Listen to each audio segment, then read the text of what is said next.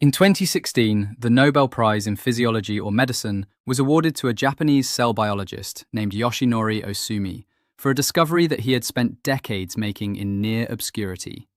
A discovery about what happens inside your cells when you stop eating. The process he characterized is called autophagy. The word comes from the Greek for self-eating, and what Ohsumi documented in work that the Nobel Committee described as a paradigm shift in our understanding of cellular biology is that when your body is deprived of incoming nutrients for a sufficient period, it activates a sophisticated internal housekeeping system that locates damaged, dysfunctional, and potentially dangerous cellular components, including pre-cancerous cellular debris, and systematically dismantles and recycles them. Your body, when you stop feeding it, begins cleaning out the cellular damage that accumulates throughout the day. The longer the pause within physiologically appropriate limits, the more thoroughly that cleaning occurs. After 60, this process declines dramatically, not because it is designed to fail, but because most people in the modern world never create the conditions that activate it. We eat from the moment we wake until close to the moment we sleep, never giving our cells the nutrient pause that triggers this ancient repair mechanism. And as a result, the cellular debris that autophagy was built to clear, including the damaged mitochondria, misfolded proteins, and precancerous cellular components that accumulate in all of us with age, is allowed to persist and compound. What I want to show you today is what happens inside your body during a 14-hour eating pause. Not aggressive fasting, not multi-day protocols, 14 hours. The window that most Japanese households have maintained naturally for 1,000 years without calling it fasting, without counting anything, without experiencing deprivation. And what the peer-reviewed research has confirmed happens during those 14 hours is, in my clinical judgment, one of the most important things an adult over 60 can do to protect themselves against cancer, slow biological aging, and maintain the metabolic systems I've described in the previous 4 videos on this channel. Hi, I'm Dr. James Brooks. I specialize in metabolic medicine, and this is the video I've been building towards since the first one I published. Because everything I've described in the previous 4 videos, the morning cancer defense protocol, the Japanese foods that melt visceral fat, the MCT oil that rebuilds mitochondria, and the push-up routine that activates GLUT4 and BDNF, all of those interventions become measurably more powerful when they are framed inside a 14-hour eating window. The fasting window does not replace those protocols, it amplifies them. And today I'm going to show you exactly why. Let me introduce you to a patient I'll call Sarah. Sarah was 64 years old when she came to see me. A retired accountant with a precise and organized mind who had applied the same rigor to her diet that she had applied to her professional work. She ate clean. She tracked her macros. She exercised regularly. By every metric she could measure, she was doing the right things. And yet her inflammatory markers were elevated. Her fasting insulin was stubborn. She had lost very little weight despite genuine effort over 2 years. And she had recently had a first-degree relative diagnosed with colon cancer, which had brought her to my office with a question I hear more often than almost any other. She asked me, "What am I missing?" I looked at her food diary. She woke at 6:30 a.m. and had a protein shake by 7. She had a small snack before bed at 10:30 p.m. She was eating across a 15 to 16-hour window every single day, 7 days a week, without realizing it. Her body had not experienced a meaningful nutrient pause in years, possibly in decades. Autophagy, the cellular cleanup process that clears precancerous debris and dysfunctional cellular components, requires a sustained absence of incoming nutrients to activate. The brief gaps between her meals were insufficient. The process was running at perhaps 20% of what it was designed to produce. I gave her one instruction to start, nothing more. Stop eating by 7 p.m. Don't eat again until 9 a.m., 14 hours. A glass of water and black coffee were fine during that window. Everything else stayed the same. I'll tell you what her 3-month markers showed at the end of this video, but first, the biology. Because understanding what happens in your body during those 14 hours is what makes someone maintain this consistently instead of abandoning it at week 2 when the results haven't yet surfaced in the mirror. There are 5 mechanisms, and if you've watched the previous videos on this channel, you will recognize the biological systems I'm describing because we have already established the context in which the fasting window does its most important work. Mechanism 1. Autophagy. the Nobel Prize-winning cellular cleanup. Let me explain what autophagy actually does, because the popular description, cellular self-eating, makes it sound destructive. It is, in fact, the opposite. It is one of the most sophisticated maintenance operations in biology. Inside every cell in your body, things break. Mitochondria, the energy-producing structures I described in the MCT oil video, develop dysfunction over time. They produce less energy, generate more reactive oxygen species, and eventually stop operating efficiently. Proteins misfold and form aggregates that interfere with normal cellular function. Cellular membranes develop damage that impairs their ability to regulate what enters and exits. And critically, some of these damaged components accumulate DNA modifications that put them on the pathway toward the kind of uncontrolled growth that characterizes cancer. In a young body with robust autophagy, these damaged components are identified by specialized proteins encapsulated in a double membrane structure called an autophagosome and delivered to the cell's recycling center, the lysosome, where they are broken down into their component molecules and reused. The cellular equivalent of disassembling a broken machine, sorting the parts, and using the salvageable components in new construction. This process requires one specific condition to run at full capacity: the absence of incoming nutrients. When insulin is elevated, as it is after any meal, even a healthy one, a signaling pathway called mTOR is active. As I explained in the MCT oil and push-up videos, mTOR governs protein synthesis and cellular growth. But here is what I didn't say in those videos. Active mTOR suppresses autophagy. The cell cannot simultaneously build new structures and dismantle old ones with full efficiency. When you are in a fed state, mTOR says build. Autophagy is downregulated. When you stop eating and insulin falls, mTOR activity declines. A protein called AMPK, which I've now mentioned in 3 separate videos in this series because it keeps appearing in the same biological systems, AMPK becomes active and directly stimulates autophagy. The cell shifts from construction mode to renovation mode. The cleanup crew arrives. After approximately 12 hours of fasting in adults, autophagy begins activating meaningfully. By 14 to 16 hours, autophagy markers in tissue are measurably elevated. The research, including work published in Cell Metabolism tracking autophagy biomarkers in human subjects during controlled fasting periods, shows that the 12 to 16-hour window is the zone in which autophagy transitions from background maintenance to active, intensive cellular house cleaning. This is why the Japanese cultural eating pattern matters so profoundly. When you eat dinner by 7 p.m. and breakfast at 7 a.m., you have given your cells a 12-hour autophagy window every single night. When you push breakfast to 9 a.m., you extend that to 14 hours, the zone where autophagy is running at meaningful clinical levels. Japanese households have been doing this every day for 1,000 years. Not because they understood autophagy, but because their cultural eating structure created the conditions that autophagy requires. The West eliminated those conditions with the invention of the late-night snack, the 24-hour convenience store, and the culture of eating from dawn to well past dark, and the cancer rates reflect it. Mechanism 2: Cancer cell starvation and the fasting vulnerability. In the first video on this channel, I described the Warburg effect, the discovery by Otto Warburg that cancer cells consume glucose at 10 to 50 times the rate of healthy cells, and that they cannot efficiently use fat or ketones as alternative fuel sources. Their mitochondria are dysfunctional. They are dependent on glucose in a way that healthy cells, with intact mitochondria, are not. During a 14-hour fasting window, blood glucose falls progressively as the liver exhausts its glycogen stores. By hour 12 to 14 of a fast, your body has shifted meaningfully toward ketone production, using stored fat as fuel, and your circulating glucose has dropped to fasting level baseline.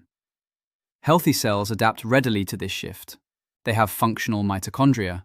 They can burn ketones, they can burn fatty acids. They run on whatever fuel is available.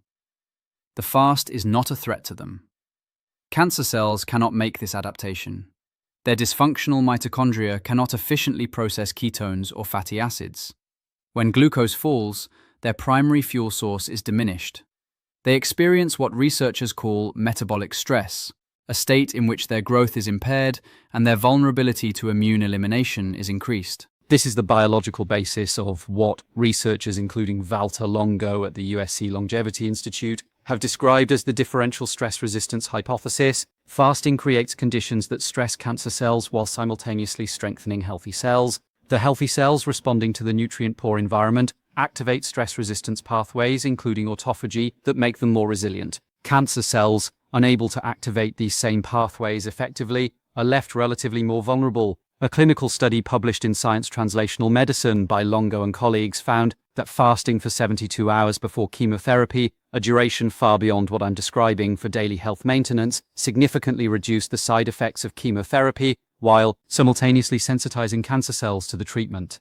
The mechanism was confirmed. Healthy cells entered a protective mode during fasting, cancer cells could not. The 14-hour daily fasting window I'm describing does not produce the depth of metabolic shift seen in a 72-hour fast. But the direction of effect is the same, occurring every single night, compounding over months and years. Every morning that your body has spent the prior 14 hours with progressively declining glucose and progressively increasing ketone availability, your cancer cells have spent those same 14 hours deprived of their preferred fuel. And the cellular debris that would otherwise persist, the pre-cancerous components that impaired autophagy fails to clear, has been subjected to the cleanup process that gives your immune system a cleaner environment to patrol. Mechanism 3. Stem cell regeneration and the fasting trigger. In the cancer defense video, I described how stem cell populations decline by 60 to 70% after 60, reducing the body's ability to repair and replace damaged tissue, and how BHB from MCT oil helps maintain stem cells in their protected quiescent state. Here I want to introduce a separate and complementary mechanism by which fasting itself stimulates stem cell regeneration. Walter Longo's research group at MIT, published in Cell in 2018, demonstrated that fasting for 24 hours in mouse models caused intestinal stem cells to double their regenerative capacity.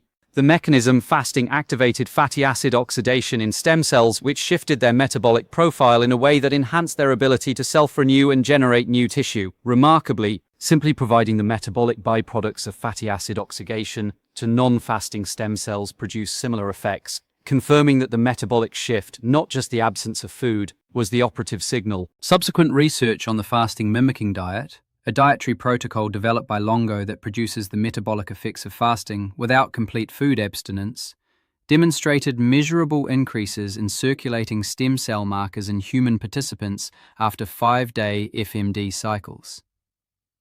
The human stem cell regeneration effect from shorter daily fasting windows is less dramatic than from extended fasting protocols, but the mechanism is real and operates on a continuum. What this means for an adult over 60, whose stem cell populations have declined to 30% of their youthful baseline, is that every 14-hour fasting window is providing a stimulus to the stem cell pools that remain, a signal, through fatty acid oxidation and AMPK activation, that tells those cells to renew themselves more aggressively. Not a dramatic regeneration, a consistent daily nudge in the direction of repair. Combined with the BHB-mediated stem cell quiescence protection I described in the MCT oil video, you are now running a two-mechanism stem cell support program. BHB from your morning MCT coffee maintains the stem cells in their protected resting state. The overnight fasting window stimulates those cells to regenerate. The mechanisms are complementary. They are both running simultaneously when you combine the morning protocol with the evening eating cutoff. Mechanism 4, the nocturnal growth hormone surge. Growth hormone is the primary anabolic hormone responsible for tissue repair, lean mass maintenance, fat metabolism, and immune function. Its secretion follows a predictable circadian pattern, with the largest pulse occurring during the first deep sleep cycle, typically 90 minutes after sleep onset. Here is what most people don't know about growth hormone and eating timing. The growth hormone surge during early sleep is actively suppressed by insulin. If insulin is elevated when you enter deep sleep, because you ate within 2 to 3 hours of bedtime, the growth hormone pulse is blunted, not eliminated, but meaningfully reduced. Insulin and growth hormone are physiological antagonists in this context. You cannot have both simultaneously at full amplitude. The typical modern pattern of eating until 9 or 10 p.m. and sleeping at 11 p.m. means entering deep sleep with insulin still elevated from the late meal. The growth hormone pulse that should be driving overnight tissue repair, lean mass maintenance, and immune activity arrives at a fraction of its potential. Research measuring nocturnal growth hormone secretion across different eating windows has found that growth hormone release during early sleep increases by 300 to 2,000%, a range reflecting individual variation when the last meal is consumed at least 3 hours before sleep onset, compared to eating within 1 hour of sleep. The growth hormone response to the same sleep architecture is dramatically different, depending purely on when you stopped eating. Stopping eating at 7 p.m. and sleeping at 10 p.m. creates a 3-hour insulin clearance window before deep sleep. The growth hormone surge arrives into a low insulin environment and operates at full amplitude. Tissue repair is maximized, lean mass maintenance signals are stronger. Fat metabolism during sleep, which accounts for a meaningful portion of total overnight caloric expenditure, runs more effectively. The sarcopenia video established that after 60, growth hormone declines as part of normal aging. What I'm showing you now is that a substantial portion of that effective decline is not the result of your body producing less growth hormone. It is the result of your eating pattern actively suppressing the growth hormone you are still producing. Move your last meal earlier and you recover a significant portion of the growth hormone signal that was being blocked. Mechanism 5, natural GLP-1 amplification. If you watch the Japanese foods video, you'll remember that I briefly mentioned Ozempic and the GLP-1 drug class. GLP-1, glucagon-like peptide 1, is a gut hormone that suppresses appetite, slows gastric emptying, improves insulin sensitivity, and drives weight loss. It is the molecule that semaglutide, Ozempic, Wegovy, artificially mimics at pharmacological doses. What the GLP-1 drug manufacturers spend very little time advertising is that your gut produces GLP-1 naturally in response to specific dietary and behavioral conditions, and that those conditions are directly enhanced by a fasting window. Here is how it works. GLP-1 is produced by L cells in your small intestine and colon, predominantly in response to nutrients making contact with those cells. But GLP-1 secretion is also regulated by the gut microbiome, specifically by short-chain fatty acids, including butyrate, which the beneficial bacteria I described in the Japanese foods video produce from fiber fermentation. Akkermansia mucinifera, the gut bacteria that predicts cancer immunotherapy response, also directly stimulates GLP-1 secretion from L cells. During a fasting window, 2 things happen that amplify your natural GLP-1 response. First, the absence of constant nutrient input allows your L cells to reset their sensitivity, the same way a receptor that is continuously stimulated becomes desensitized over time. L cells that are never given a pause produce progressively blunted GLP-1 responses to the same food. L cells that have had a 14-hour rest respond more robustly to the first meal of the day. Second, the overnight fasting window is when Akkermansia and other butyrate-producing bacteria do their most active fermentation work on the fiber substrates from your last meal, without competition from new incoming food. The butyrate they produce overnight directly supports GLP-1 secretion the following morning. The combined effect: people who maintain a consistent 14-hour eating window typically report reduced hunger throughout the day, improved satiety from meals, and progressive reduction in late-night food cravings. Exactly the effects that GLP-1 medications produce through pharmacological intervention.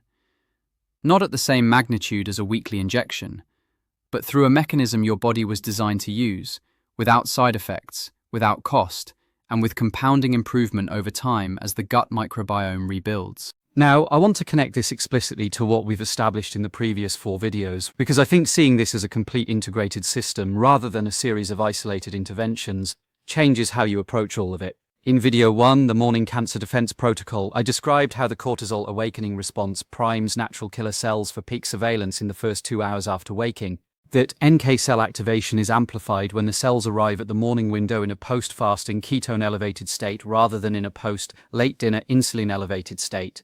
The immune surveillance window you activate with matcha and fermented foods in the morning is running on a cleaner platform when the previous 14 hours have been a fasting window. In video 2, the Japanese foods, I described how natto and fermented foods rebuild Akkermansia populations. Akkermansia does its most productive fermentation work during the overnight fasting window. The Japanese cultural eating pattern that I described, dinner by 7 or 8 p.m., breakfast at 7 a.m., was not designed with microbiome science in mind, but it creates exactly the conditions that Akkermansia requires to thrive. The Japanese fasting window and the Japanese fermented foods are two halves of the same biological system.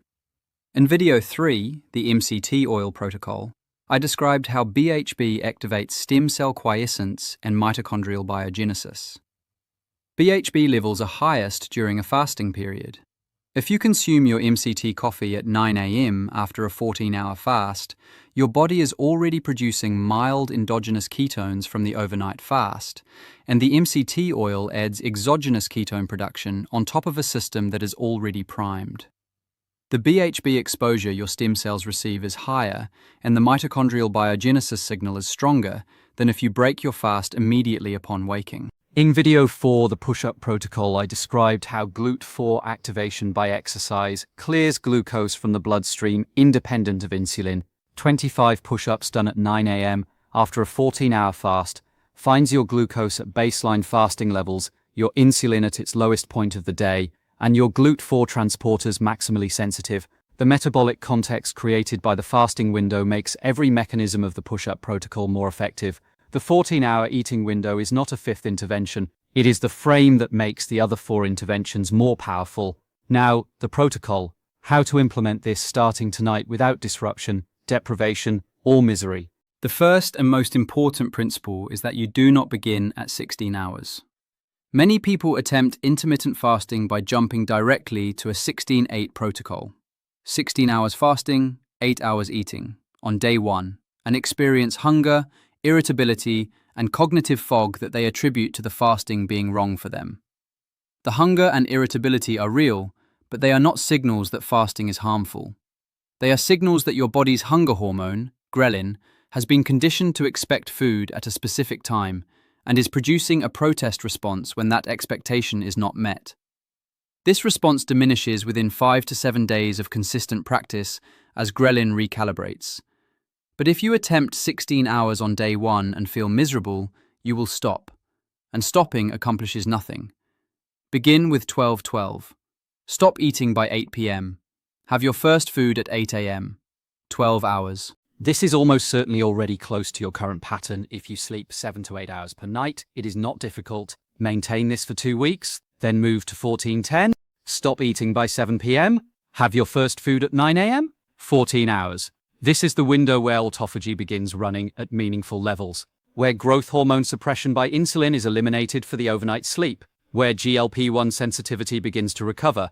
Maintain this for 4 weeks before evaluating whether to extend further. If you want to maximize the mechanisms I've described today, 16-8, stop eating by 6 p.m., first food at 10 a.m., is the protocol that the majority of the peer-reviewed literature uses for the most robust metabolic outcomes.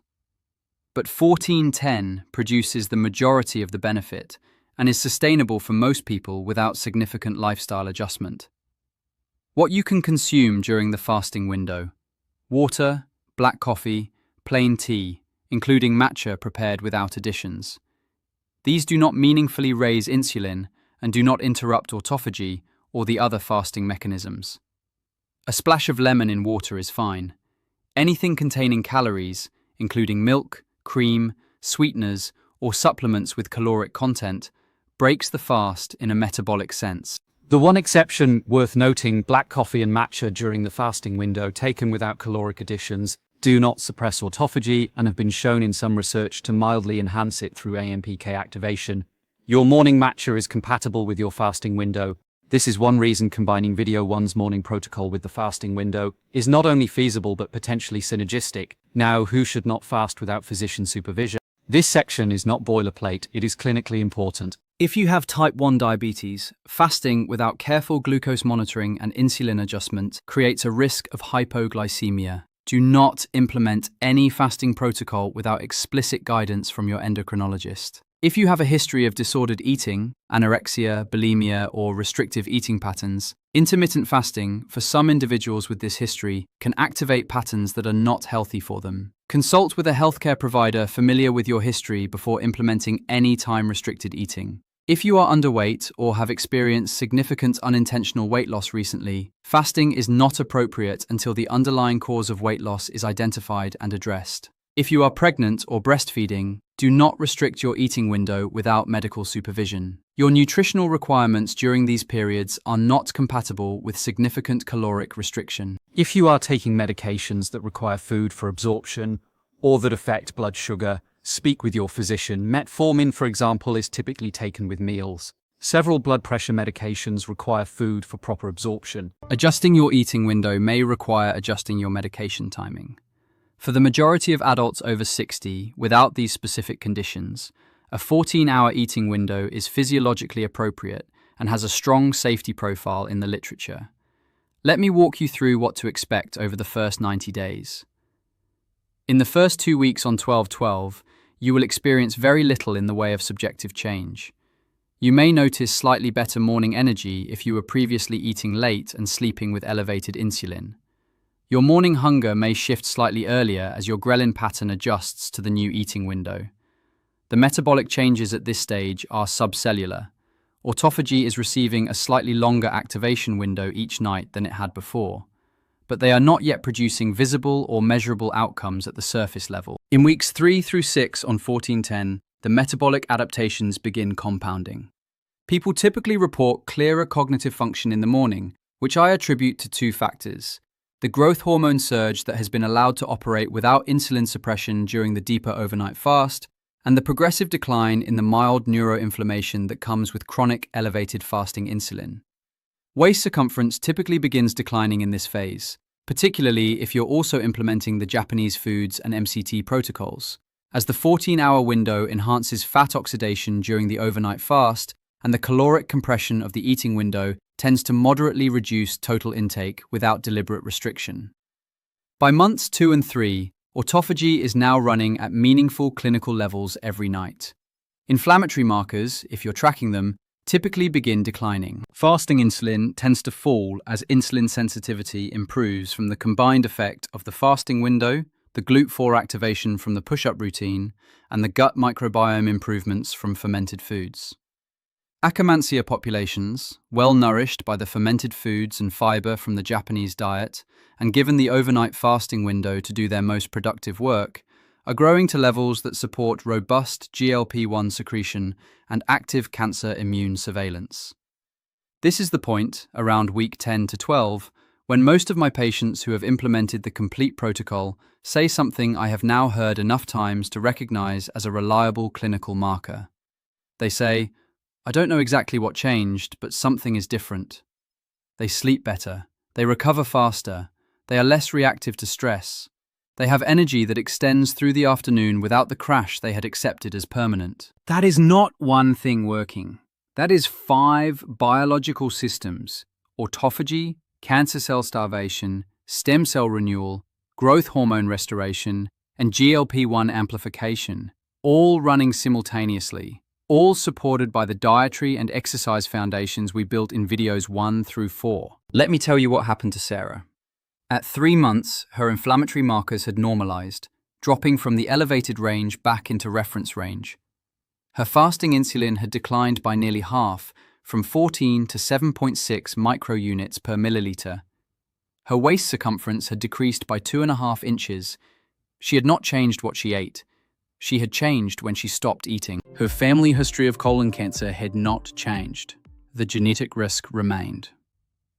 But the biological environment in which that risk would either progress or stay dormant had been systematically altered, through autophagy clearing damaged cellular debris every night, through the fasting window depriving any pre-cancerous cells of the constant glucose supply they needed, through NK cells arriving at their morning surveillance window better primed and in a cleaner metabolic environment than they had operated in for years. She asked me at that appointment whether she should have started doing this a decade ago. I told her that the question was not worth the energy it would take to answer. The biology does not penalize you for starting late. It responds to what you do now. If you have watched all 5 videos in this series, you now have the complete framework. The morning matcha and fermented food protocol activates your cancer immune surveillance window. The 7 Japanese foods restructure your gut microbiome and reset your metabolic environment. The MCT coffee rebuilds your mitochondria and preserves lean muscle mass. The twice-daily push-up routine activates GLUT4 BDNF, and mTOR through mechanical pathways that no dietary compound replicates. And the 14-hour eating window activates autophagy, deprives cancer cells of their preferred fuel, stimulates stem cell renewal, restores the nocturnal growth hormone surge, and amplifies your body's natural GLP-1 production. None of these requires a prescription. None requires a gym. None requires counting a calorie. They require only the understanding that your biology is not a fixed outcome determined by your age. It is a living system that responds every single day to the signals you send it. Stop eating at 7 p.m. tonight. Start at 9 a.m. tomorrow morning. Give it 14 hours. The Nobel Prize-winning science begins working in your cells the moment the fast begins. Subscribe and share this with someone over 60 who needs to hear it. I read every comment, and every question shapes what I cover next. Leave your question about fasting below. Your biggest concern, your biggest obstacle, the thing you most want to understand. That's the video that comes next. I'll see you in the next one.